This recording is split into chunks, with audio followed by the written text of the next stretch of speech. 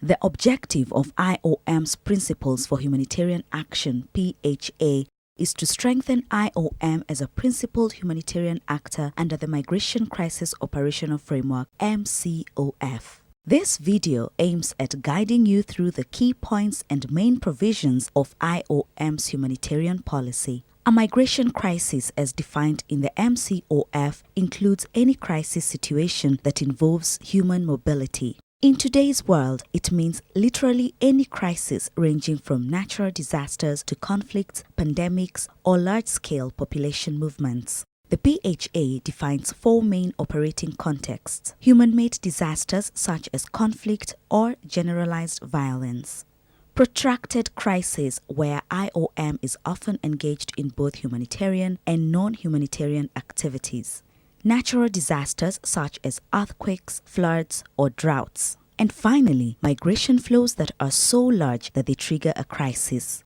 Crises have a broad impact on populations. The PHA distinguishes between three different groups of affected populations. First, displaced populations who fall under existing categories benefiting from certain protection standards which need to be upheld. Second, migrants who are not adequately covered under the current humanitarian architecture. And third, communities that can be trapped or hosting migrants and the displaced. They are often left out of the crisis response plan. Looking at the 15 sectors of assistance contained in the MCOF, the PHA distinguishes which ones are humanitarian and which ones are not, including activities for transition and recovery as well as migration management. Humanitarian activities should of course be implemented in compliance with the PHA. But because of their possible impact on humanitarian objectives, non-humanitarian activities implemented in response to crisis should at least be guided by this policy. It is also important to look at what the different activities aim to achieve. The objective can vary from life-saving activities to activities aiming at fostering resilience. Life-saving measures as well as activities aiming at reducing people's suffering lie at the heart of humanitarian action. The purpose of this policy is to strengthen IOM's response to these situations by clarifying its humanitarian stance. Other activities associated with humanitarian action include monitoring of gross human rights violations and different forms of advocacy for people's rights. Furthermore, searching for the progressive resolution of displacement situations is an integral part of IOM's mandate to assist and protect vulnerable mobile populations beyond the emergency phase. Finally, numerous IOM sectors of assistance also contribute to transition, recovery, and resilience as well as development.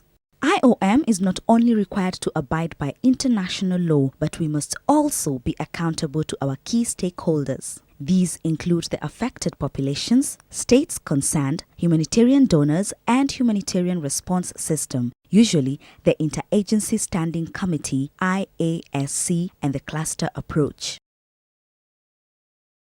In particular, the PHA emphasizes our responsibility towards affected populations. We must set up the means of verifying that humanitarian action matches their needs and is protection sensitive.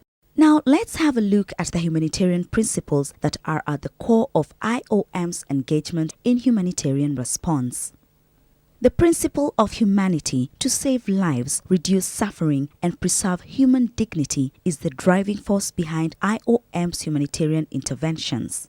To meet this goal, IOM abides by the principles of neutrality, independence, and impartiality. Impartiality. There can be no discrimination of any kind in humanitarian action. Only needs dictate who gets help.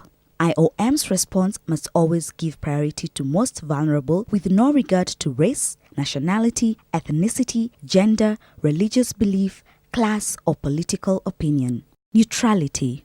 Humanitarian workers risk their mission if they take sides. They also risk losing access to affected populations and ultimately they might become a target. Independence. An actor whose political and financial independence is questioned might be subjected to hostility and will not have the trust of those in need.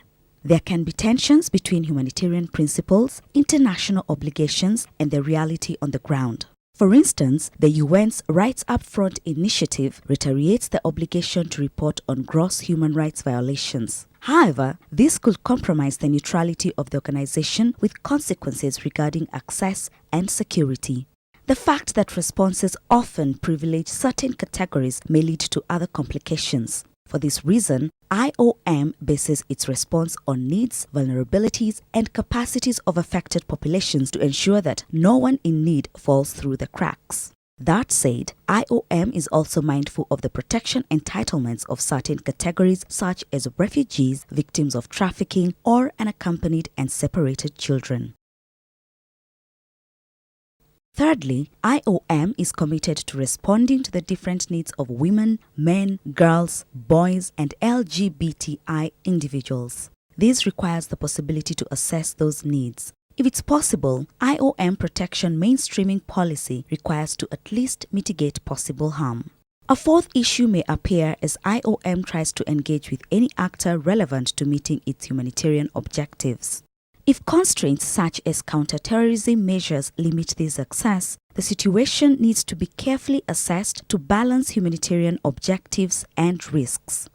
Finally, we recognize that meeting the needs of the persons affected by crisis requires not only a humanitarian response, but also longer-term responses, in particular for the progressive resolution of displacement situations. The MCOF helps identify common objectives, but if this fails, we should at least ensure that our actions are in line with the principle of humanity. In all of those cases where principles and practice collide, thorough analysis is required to make an informed decision at the appropriate level and on the basis of the PHA. IOM is committed to putting the centrality of protection into its migration crisis response. For that, the PHA distinguishes between two modalities. First, protection mainstreaming, which focuses on how the response is delivered. This is the responsibility of all IOM colleagues involved in the crisis response, in line with the IOM guidance note on mainstreaming protection. Second, protection sectorial interventions that are usually implemented by specialists. They include activities aiming at responding to, preventing or remedying abuses, violence, and other risks which are often exacerbated by the crisis. For all our responses, partners are essential in responding to the mobility dimensions of crisis situations. For humanitarian actions, IOM pursues partnerships that are in compliance with the PHA. A broad range of partnerships are referenced in the PHA. These include the private sector, diaspora, academia, and UN, but also local partners. In fact, they are the ones who can play an essential role thanks to their sustainable presence, specialized expertise, geographical access, and knowledge of local communities.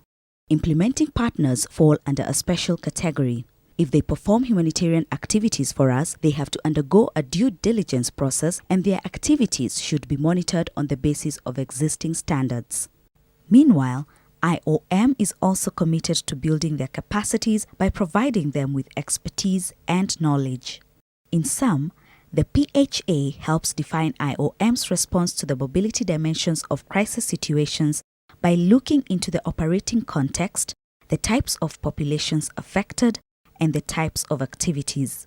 By doing so, it identifies what falls under humanitarian action where IOM has to abide by humanitarian principles. For other crisis-related activities, the PHA provides strong guidance. In case of possible tensions, the PHA supports informed analysis and provides key principles for facilitating the decision-making process. Each of you has a role to play in achieving this vision.